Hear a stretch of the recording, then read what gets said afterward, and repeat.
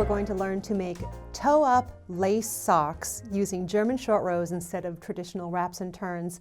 And I have a toe-up socks using German short rows pattern. I'll give you a link here on screen to that. That's for a non-lace sock, just a plain sock.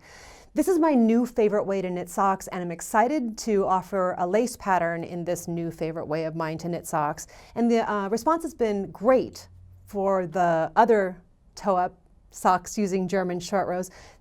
I'm going to shorten it to GSR, okay, German short rows. Everyone's really enjoyed that pattern, and I've had a lot of requests for cabled socks, lace socks, all kinds of different socks.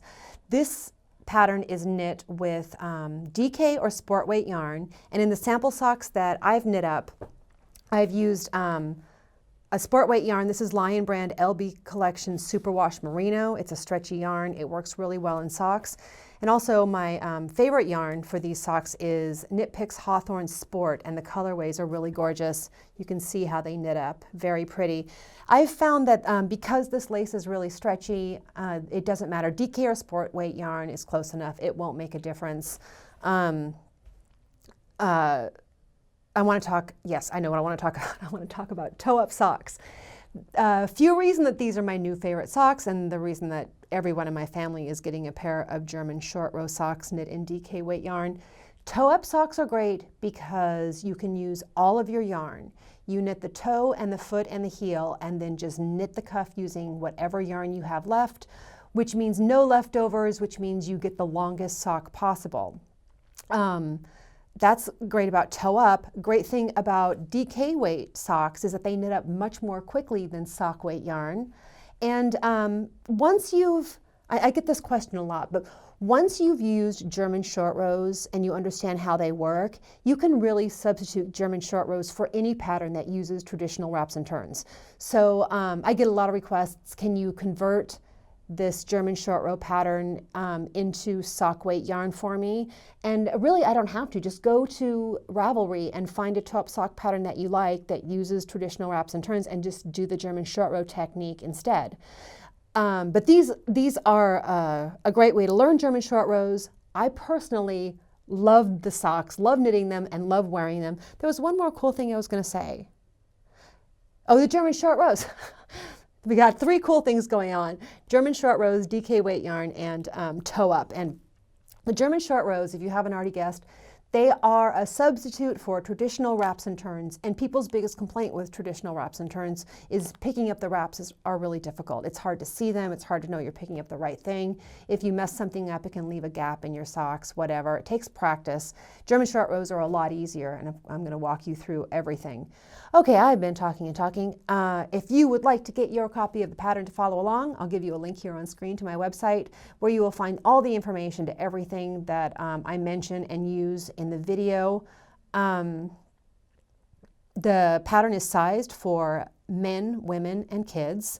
Yes, I sized it for men. I asked on Facebook, I posted a picture of my foot in these socks, and I said, new pattern coming out.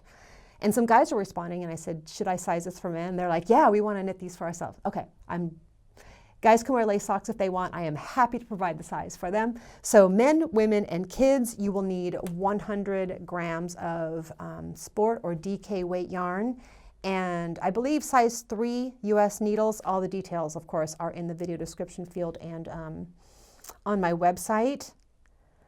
I think that's everything I want to say in the introduction. Yes? So we're going to start with the toe of the sock coming up next.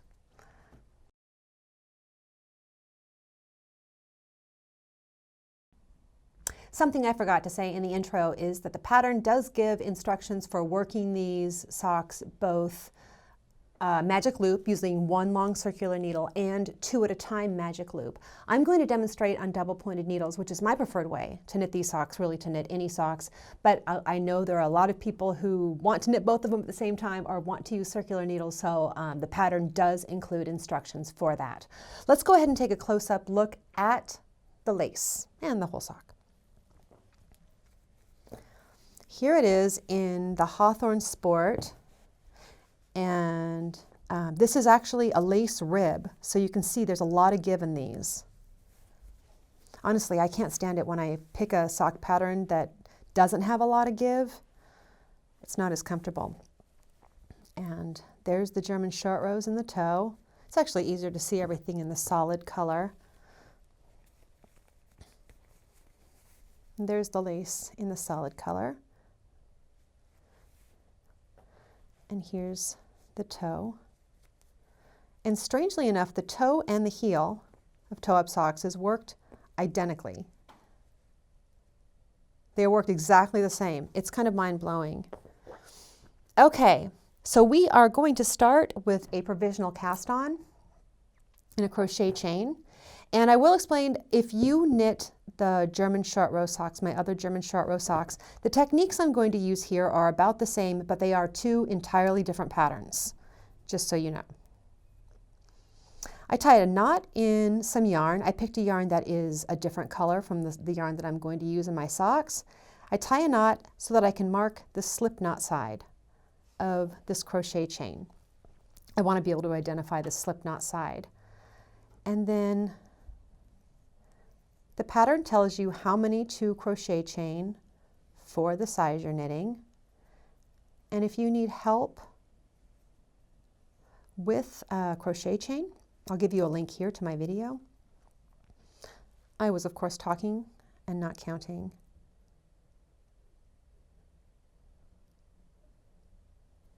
And I did really well, actually. Just one more to do. Okay, we are going to pick up stitches starting at the slip knot end. Turn the crochet chain over so that we're looking at the back of it and we can see the spine of the crochet chain. And take your needles and your actual sock yarn. And you can skip the first couple. We chained more than we need. Put your needle under one of those hyphens.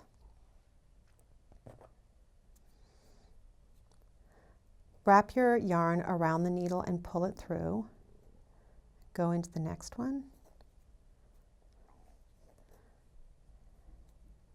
And if you wanted to try to avoid splitting stitches, but if you do split a stitch, you can deal with it later.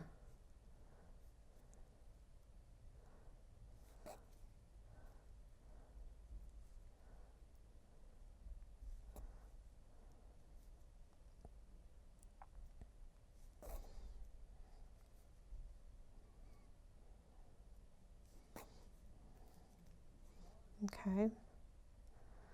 I'm actually going to walk through the entire toe of the sock with you. Just an abbreviated version. I'm not actually going to pick up enough stitches for a real sock. And oh, also I should mention, I'm using thicker yarn and bigger needles than the pattern actually calls for. So you can see what I'm doing more easily. This is not the yarn or needles used in the pattern. This is worsted weight yarn and size 7 needles. So after you pick up the number the pattern tells you to, you purl back across those stitches. There's kind of a setup row.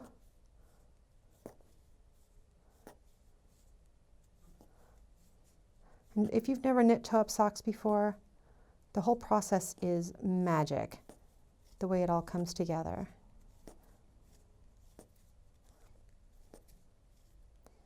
Okay, now we are ready to get started on the short rows.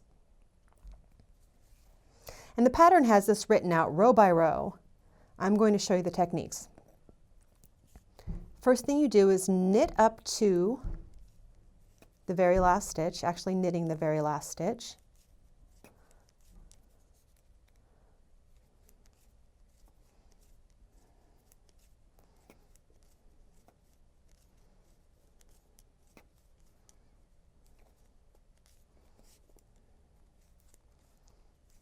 Okay, knit the very last stitch. I'm going to work the German short row technique on that stitch. I turn the work. My working yarn's in front because I just purled a row, or I'm ready to work a purl row. Slip that stitch as if to purl from the left needle to the right, and then pull up on the working yarn. It gives you kind of a funny double stitch. Then pull the yarn forward between the two needles to purl across. So that's the German short row technique after you finish a right side row from the purl side. Now we're going to purl up to the last stitch. Actually purl the last stitch, turn the work, pull the yarn forward. It's the end stitch, so it doesn't make that much difference. It'll make difference on subsequent stitches. Slip that stitch from the left needle to the right, pull up on that stitch. It gives you kind of a funny double stitch, but it looks a little bit different than the other side. That's fine. And then knit across to the second to the last stitch. There's some construction going on outside. If you hear banging and burly men laughing, that's what it sounds like from here. It sounds like some kind of beer party. So I knit up to the second to the last stitch, turn the work, working yarn's already in front, slip that stitch from the left needle to the right, and pull up on that stitch, then pull the yarn forward to work a purl row. And purl to the second to last stitch.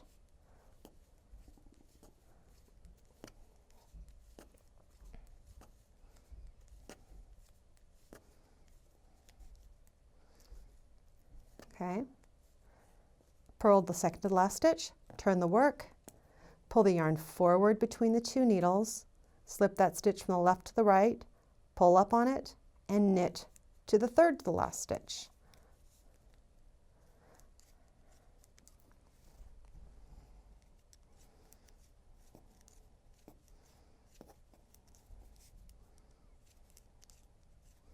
Okay, turn the work, working yarn's already in front, slip that stitch from the left needle to the right, pull up on that stitch, yarn forward, and purl to the third to the last stitch.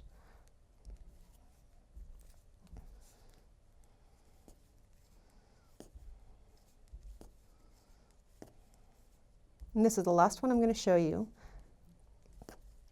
for this first half of the toe. Turn, yarn in front, slip the stitch, pull up, and then start working across.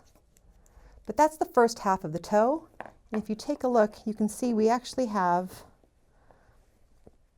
well, actually it's hard to see, but there is some nice shaping going on. It's narrower over here and wider in the center, just like it's supposed to be. So of course the technique for German short rows and the number, everything is really clearly explained in the pattern for the different sizes. This is the first half of the toe finished, and in the next section we're going to do the second half of the toe and working the lace pattern.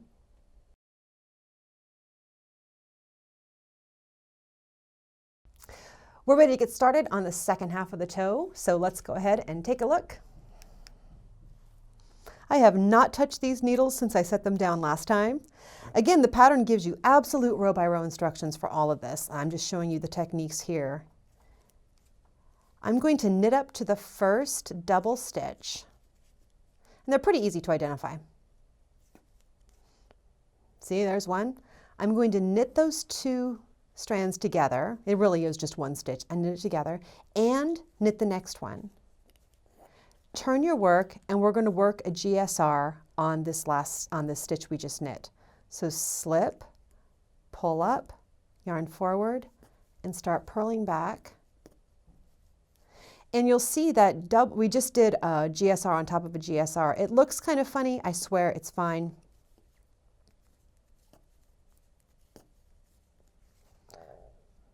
Work up to the next double stitch.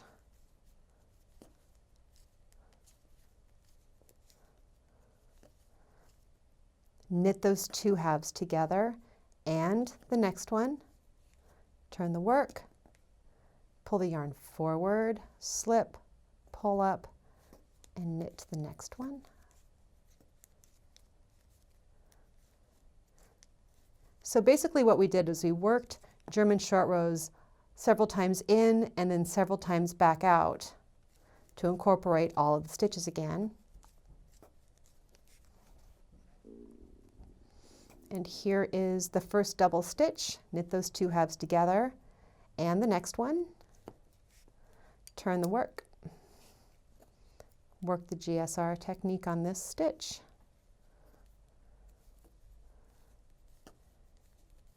And purl across.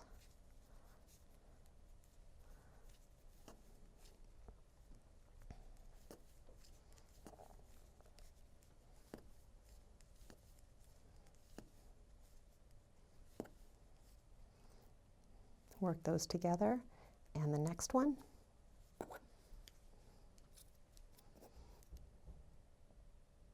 Oh, I'm working the GSR technique, and I'm thinking about the next step. Pull up on that stitch.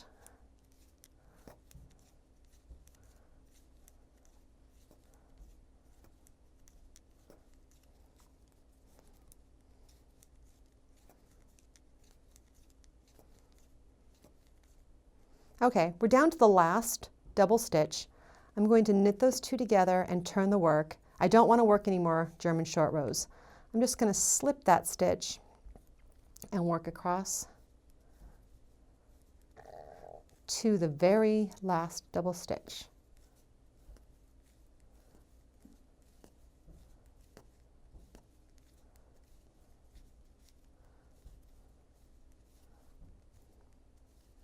And work those two together. Ta-da!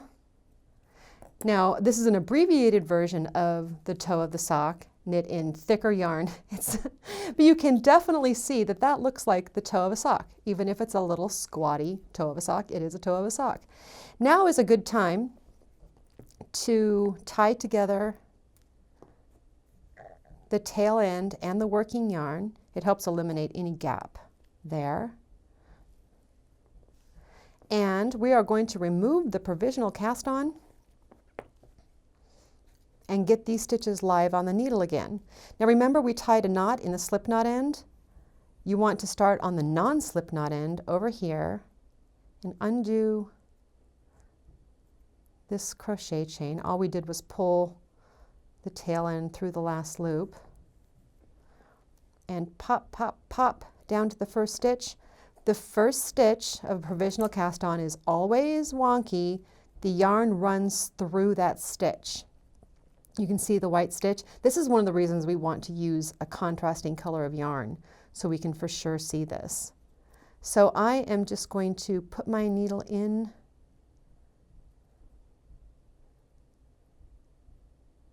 to that stitch. It's a little twisted thing.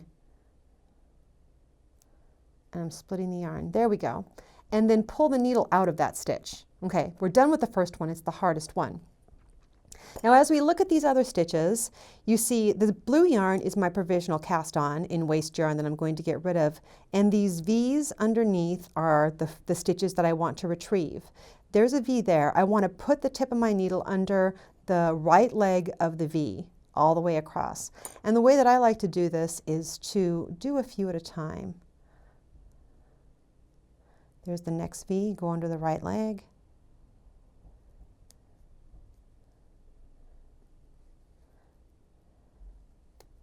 You can do one at a time if you like. I like to get several on there because I like to unzip a whole bunch at one time. It's because I'm childish.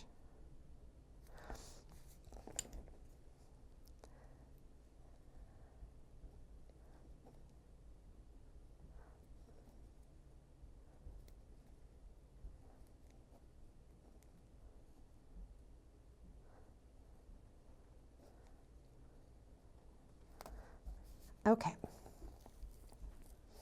And I didn't have any snag stitches. What do you know?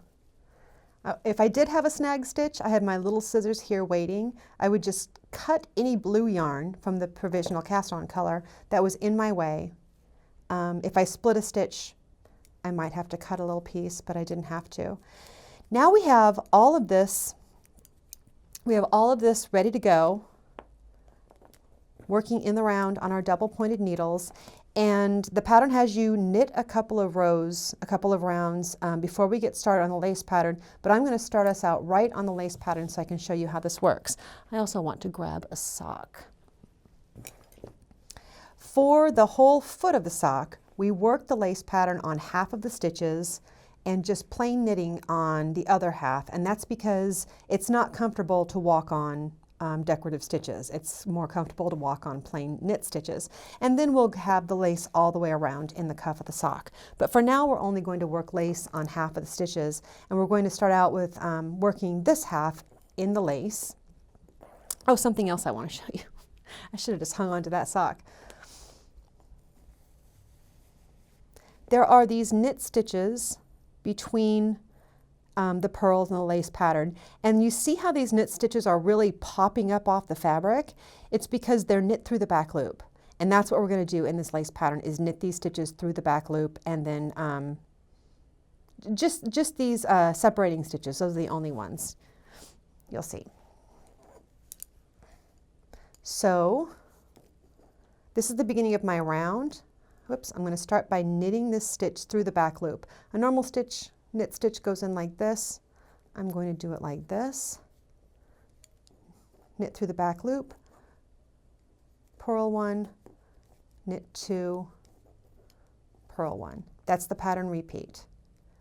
Knit through the back loop, yarn forward to purl 1, yarn back to knit 2, yarn forward to purl 1.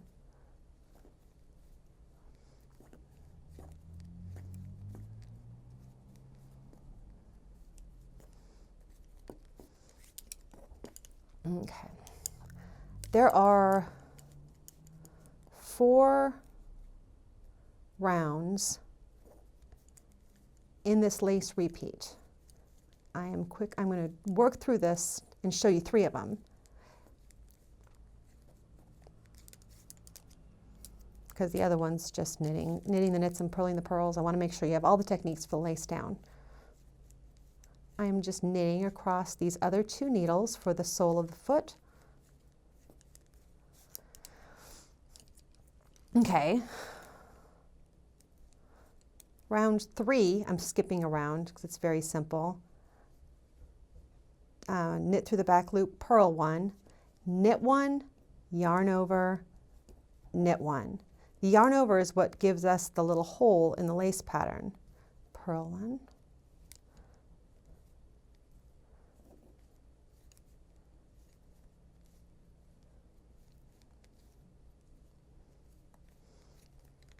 Something really important to keep in mind, I'm working this pattern and adding these yarn overs. It's actually going to change my stitch count. So if you're worried about having the right stitch count and it seems like something's off, after you work the yarn over round, you are going to have 1 stitch more, or one stitch more per repeat. But we are going to decrease that back out.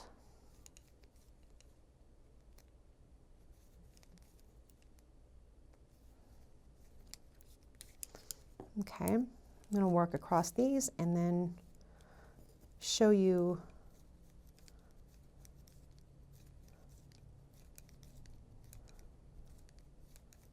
one more round. That was actually the second round. I'm going to show you the 4th round now.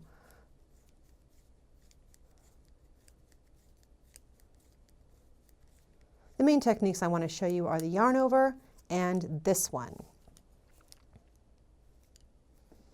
You knit through the back loop, that never changes, purl, that never changes. Then you want to knit 3,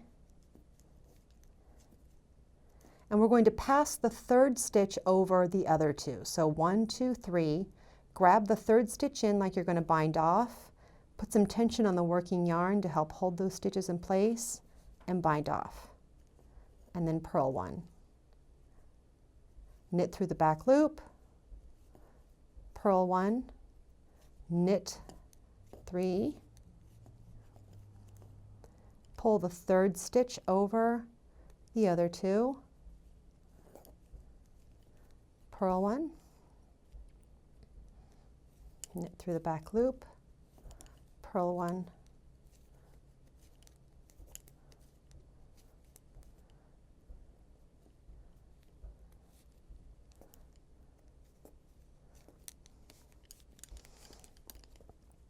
we can't really see it yet. I'm going to show you in another example here in the next part.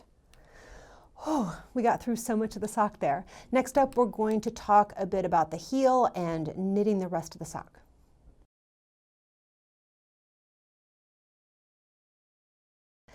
we've really covered pretty much all of the techniques used in these socks. There's a few other things I want to show you, but if you've made it this far, you've gotten through the hardest parts. So let's go ahead and take a look. I have this chunky sample. Remember, I'm not using, this is a thicker yarn and bigger needles, and so the lace does not quite look as pretty in this thicker yarn. But I want to talk to you about how to work the heel. And the heel is worked just like the toe, exactly the same row for row instructions as the toe. And I always like to work the lace on one needle when I can, and then when I get to the heel, I like to transfer stitches around so that I can work all of the heel stitches on one needle and not two. Because remember, this is the instep, so we want the heel to be worked on these two needles, on these half of the stitches. So what I'm going to do is slip these lace stitches onto two needles for now, because we're going to combine these onto one and we still want 3 needles going. And then slip the heel stitches all onto one needle. And then things are rearranged so that you are ready to work the heel. And don't let yourself get confused by this. You are going to, the working yarns here, you're going to knit across to the last stitch and German short row, purl across to the last stitch and German short row. You're only working on these stitches and ignoring the lace stitches for now. And that's really that's it. It's not difficult at all. If you already worked the toe, the heel is just like it. So you are going to knit, after you finish the heel, you'll start working in the round again and knit the whole sock in lace, the whole cuff in lace. And then when you start to run low on yarn, you can start working the rib. And the rib is modified to match the lace pattern. And I have this little sample here. We can pretend the sock goes up to here, and here's the last section of lace. It's knit through the back loop, purl 1, knit 2, purl 1, so that it follows the same pattern as the lace all the way up to the end. But I want to show you how to use this super stretchy bind off that is my favorite for socks now. I use it on all toe-up socks. I think when I first did a video for this bind off, I hadn't yet tried it in socks, and people got back to me and said, oh yeah, this is perfect for socks. So now it's the only one I use. So we are going to follow the stitches that we see here with a little bit of a modified stretchy bind off. I'm going to knit 1 and purl 1, and then put the needle in the back of those 2 stitches, the left needle in the back of those 2 stitches, and purl those 2 stitches together.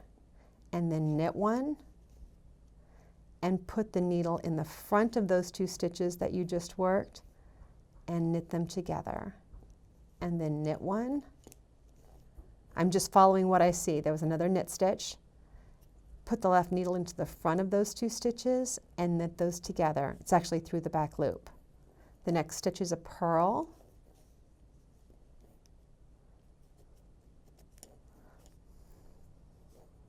And purl them.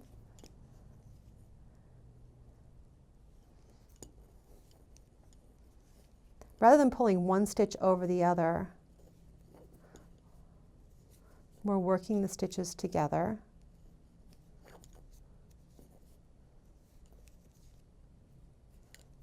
Once they're on the right needle.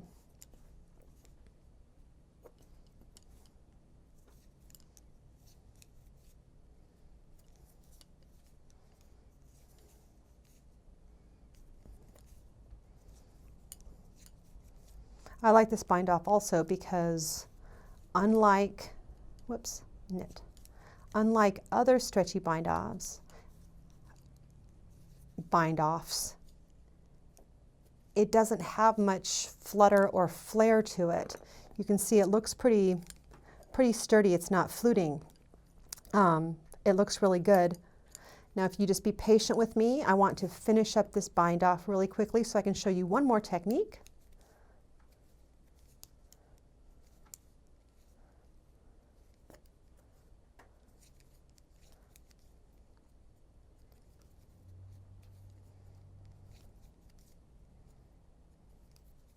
I use this bind off on my new poncho pattern. I think that's the first time I've actually called for it in a pattern, and I'm so happy with it. The poncho has a turtleneck, and every other bind off was either fluttering and flaring or too stiff and not enough give on the turtleneck. This bind off is like a great all-purpose stretch.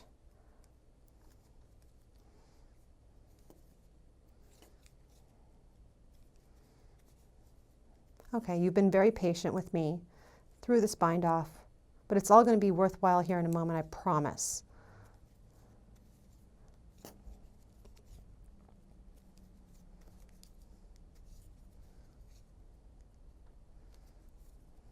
Okay, so you bound off the last stitch. You can break your yarn, leaving about a 6-inch tail, and pull that tail through the last loop and tighten it up. Now, this is what I want to show you because this is a mess, is it not? This is the bind off row, this is the end of it, and it is so far from the first bind off stitch and it looks terrible. But we have to weave in this end anyway, and we can fix this while we do it. So take your tapestry needle and thread that tail on, and then you can see the bind off row looks like a series of V's. A little bit, this bind off looks a little bit different than a traditional bind off, but about the same. So we want to jump over to our first bind off row and go under both legs of the first V that we see and pull that through, and then go back down into the same hole that you came out of, or close to it, and tighten that up. And you see what we've done here. We've not only straightened out, there's a tiny dog hair on this white yarn that was really distracting. Okay, not only have we straightened and smoothed that out, but we've followed the line of V's around so it isn't nearly as noticeable where the end of the bind off is. And then you can just weave in this end on in the inside of the sock, and no one will be the wiser. That is it. Whew, okay. That's everything you need to know, all the techniques used in these socks. Yeah, I can't wait to see your finished items. Have fun knitting it. Good luck.